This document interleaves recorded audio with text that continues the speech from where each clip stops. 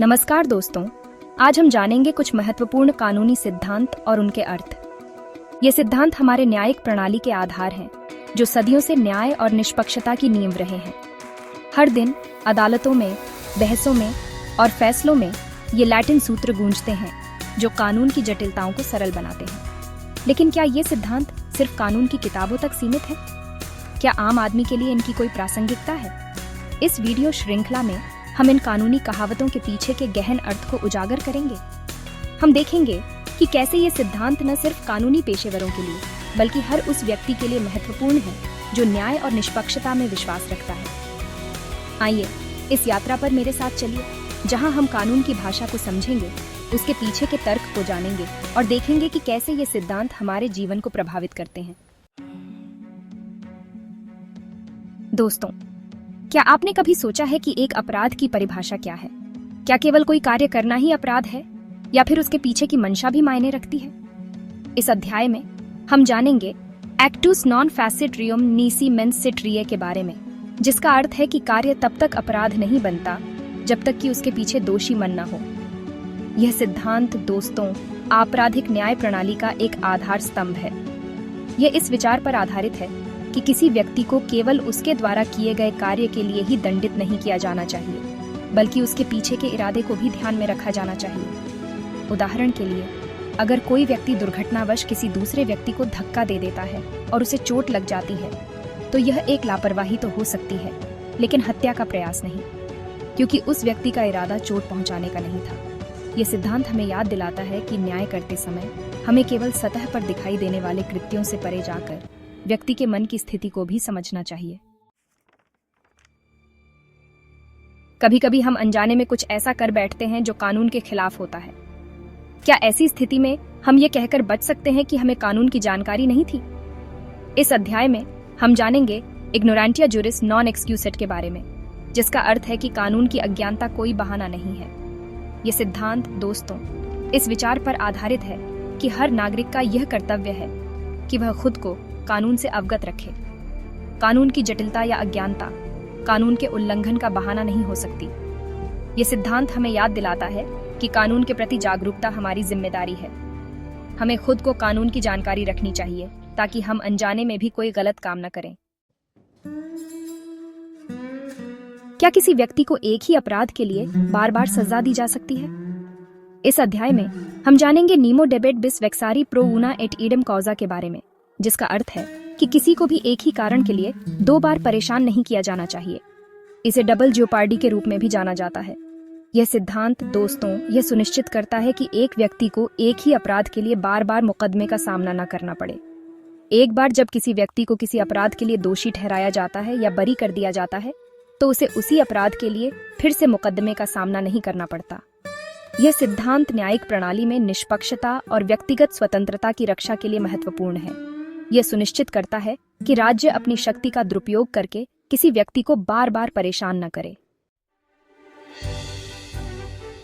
Chapter 4 UBI जस आई bye रिमीडियम। क्या होगा अगर हमारे अधिकारों का हनन हो? क्या हमारे पास कोई कानूनी उपाय होगा? इस अध्याय में हम जानेंगे यूबीआई जस आई बी रिमीडियम के बारे में, जिसका अर्थ है कि जहां अधिकार है वहां उपाय है।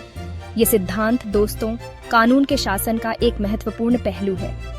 यह कहता है कि हर कानूनी अधिकार के लिए एक संगत कानूनी उपाय भी मौजूद है। अगर किसी के अधिकारों का उल्लंघन होता है, तो कानून उसे न्याय दिलाने के लिए एक मार्ग प्रदान करता है। यह सिद्धांत हमें याद दिलाता है कि कानून केवल नियमों और विनियमों का संग्रह नहीं है, बल्कि नागरिकों के अधिकारों की रक्षा के लिए एक तंत्र है। यह हमें हमारे अधिकारों के प्रति जागरूक बनाता है और अन्याय के खिलाफ आवाज उठाने का साहस देता है। Chapter 5 res ipsa loquitur. कभी कभी परिस्थितियां खुद बयान करती हैं। इस अध्याय में हम जानेंगे रेस इप्सा लोक्विटर के बारे में, जिसका अर्थ है कि चीज खुद बोलती है। यह सिद्धांत दोस्तों लापरवाही के मामलों में लागू होता है। जब किसी घटना के घटित होने का कोई सीधा प्रमाण नहीं होता है, लेकिन घटना की प्रकृति स्वयं लापरवाही का संकेत देती है, तो यह सिद्धांत लागू होता है। उदाहरण के लिए, अगर कोई सर्जरी के बाद अपने पेट में कैंची भूल जाता है, तो यह स्पष्ट है कि लापरवाही हुई है, भले ही कोई सीधा प्रमाण न हो। यह सिद्धांत हमें याद दिलाता है कि न्याय करते समय हमें केवल प्रत्यक्ष प्रमाणों पर ही निर्भर नहीं रहना चाहिए, बल्कि परिस्थितियों का भी सावधानीपूर्वक विश्लेषण करना चाहिए। Chapter 6 volenti non fit injuria. अगर कोई व्यक्ति स्वेच्छा से किसी जोखिम को स्वीकार करता है तो क्या उसे बाद में नुकसान होने पर मुआवजे का दावा करने का अधिकार है? इस अध्याय में हम जानेंगे वोलेंटी नॉन फिट इंजूरिया के बारे में, जिसका अर्थ है कि जो सहमति देता है उसे कोई नुकसान नहीं होता। ये सिद्धांत दोस्तों इस विचार पर आधारित है कि अगर कोई व्यक्ति जानबूझकर किसी जोखिम भरे कार्य में शामिल होता है तो उसे उस जोखिम से होने वाले नुकसान के लिए जिम्मेदार ठहराया जा सकता है। उदाहरण के लिए, अगर कोई व्यक्ति बिना हेलमेट पहने बाइक चलाता है और दुर्घटना में घायल हो जाता है तो वह हर्जा का दावा नहीं कर सकता, क्योंकि उसने जानबूझकर जोखिम उठाया था।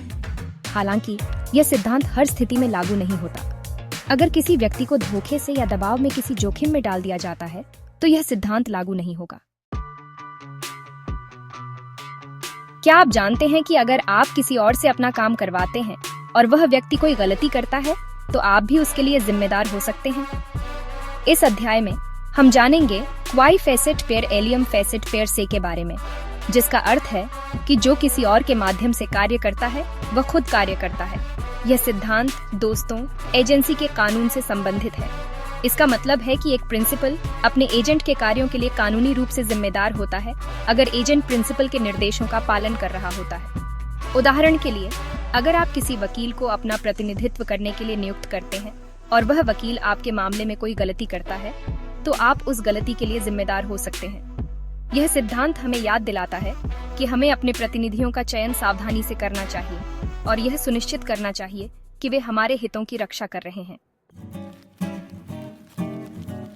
आंख के बदले आंख, क्या यह न्याय है या प्रतिशोध?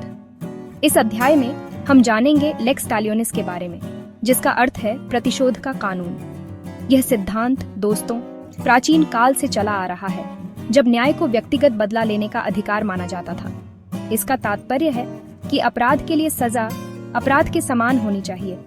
हालांकि आधुनिक न्याय प्रणाली में इस सिद्धांत की प्रासंगिकता कम होती जा रही है। आज न्याय का उद्देश्य केवल बदला लेना नहीं है, बल्कि अपराधी का पुनर्वास करना और समाज में व्यवस्था बनाए रखना भी है। क्या कोई व्यक्ति अपने ही मामले में न्यायाधीश हो सकता है? इस अध्याय में हम जानेंगे नीमो जुडेक्स इन कॉजा सुआ के बारे में, जिसका अर्थ है कि कोई भी अपने मामले में न्यायाधीश नहीं होना चाहिए। यह सिद्धांत दोस्तों न्यायिक निष्पक्षता का एक मूल सिद्धांत है। यह कहता है कि किसी भी व्यक्ति को ऐसे मामले में न्यायाधीश, जूरी या निर्णयकर्ता नहीं होना चाहिए जिसमें उसका कोई व्यक्तिगत हित या पक्षपात हो। यह सिद्धांत यह सुनिश्चित करता है कि कानूनी कार्यवाही निष्पक्ष और निष्पक्ष हो। यह न्यायिक प्रणाली में जनता के विश्वास को बनाए रखने के लिए महत्वपूर्ण है। Chapter 10 fiat justitia ruat caelum. क्या न्याय के लिए कोई भी कीमत चुकाना उचित है? इस अध्याय में हम जानेंगे फियात जस्टिशिया रुआट कैलम के बारे में, जिसका अर्थ है कि न्याय होना चाहिए, चाहे कुछ भी हो जाए। यह सिद्धांत दोस्तों न्याय के प्रति अटूट प्रतिबद्धता को दर्शाता है। यह कहता है कि न्याय को सर्वोच्च प्राथमिकता दी जानी चाहिए, चाहे उसके लिए कितनी भी बड़ी कुर्बानी क्यों न देनी पड़े। हालांकि यह सिद्धांत हमेशा व्यावहारिक नहीं होता है। कभी कभी न्याय के लिए समझौता करना पड़ सकता है, खासकर जब मानवीय मूल्यों या सामाजिक हितों की बात आती है। Chapter 11 Audi alteram पार्टेम। क्या हम किसी को सिर्फ उसकी बात सुने बिना ही दोषी ठहरा सकते हैं? इस अध्याय में हम जानेंगे ऑडी ऑल्टरम पार्टेम के बारे में, जिसका अर्थ है कि दूसरी तरफ को सुनो। यह सिद्धांत दोस्तों प्राकृतिक न्याय का एक मौलिक सिद्धांत है।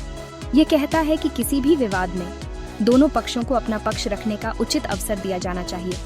किसी को भी बिना सुने, बिना समझे दंडित नहीं किया जा सकता। ये सिद्धांत न्यायिक प्रणाली में निष्पक्षता और पारदर्शिता सुनिश्चित करने के लिए महत्वपूर्ण है। ये सुनिश्चित करता है कि सभी पक्षों को समान रूप से सुना जाए और कोई भी पक्षपात न हो। Chapter 12 ex turpi causa non oritur actio. क्या कोई व्यक्ति अपने ही गलत काम से लाभ उठाने के लिए कानून का सहारा ले सकता है? इस अध्याय में हम जानेंगे x turpi causa non oritur एक्शियो के बारे में, जिसका अर्थ है कि कोई कार्रवाई अनैतिक कारण से उत्पन्न नहीं होती। यह सिद्धांत दोस्तों यह कहता है कि अदालतें उन दावों को मान्यता नहीं देंगी जो अनैतिक या अवैध गतिविधियों से उत्पन्न होते हैं। कोई भी व्यक्ति अपने ही गलत काम का फायदा उठाने के लिए कानून का इस्तेमाल नहीं कर सकता। उदाहरण के लिए, अगर दो लोग चोरी की योजना बनाते हैं और उस प्रक्रिया में उनमें से एक को चोट लग जाती है, तो घायल व्यक्ति अपने साथी के खिलाफ मुकदमा दायर नहीं कर सकता, क्योंकि उनका दावा एक अवैध कार्य से उत्पन्न हुआ था। यह सिद्धांत न्यायिक प्रणाली की गरिमा और सार्वजनिक नैतिकता की रक्षा करता है। Chapter 13, salus populi suprema lex esto. दोस्तों, क्या आपको लगता है कि व्यक्तिगत हितों से बढ़कर जनहित को प्राथमिकता मिलनी चाहिए? इस अध्याय में हम जानेंगे सालुस पॉपुली सुप्रीमा लेक्स एस्टो के बारे में, जिसका अर्थ है कि लोगों की भलाई सर्वोच्च कानून होनी चाहिए। ये सिद्धांत, दोस्तों, इस विचार पर जोर देता है कि कानून का उद्देश्य व्यक्तियों के साथ साथ पूरे समाज के हितों की रक्षा करना है। जब व्यक्तिगत अधिकार और सार्वजनिक हित के बीच टकराव होता है, तो सार्वजनिक हित को प्राथमिकता दी जानी चाहिए। ये सिद्धांत हमें याद दिलाता है कि हम एक समाज के रूप में एक साथ रहते हैं और हमारे कार्यों का असर दूसरों पर भी पड़ता है। चैप्टर 14, दूरा लेक्स सेड लेक्स। कभी कभी कानून हमें कठोर और अन्यायपूर्ण लग सकता है, लेकिन क्या इसका मतलब यह है कि हमें इसका पालन नहीं करना चाहिए? इस अध्याय में हम जानेंगे डूरा लेक्स सेड लेक्स के बारे में, जिसका अर्थ है कि कानून कठोर है, लेकिन यह कानून है। यह सिद्धांत, दोस्तों, कानून के शासन के महत्व पर जोर देता है। यह कहता है कि चाहे कानून कितना भी कठोर क्यों न हो, हमें उसका पालन करना चाहिए, क्योंकि यह समाज में व्यवस्था बनाए रखने के लिए आवश्यक है। हालांकि यह सिद्धांत हमें यह सोचने के लिए भी प्रेरित करता है कि क्या कोई कानून वास्तव में न्यायपूर्ण है या नहीं।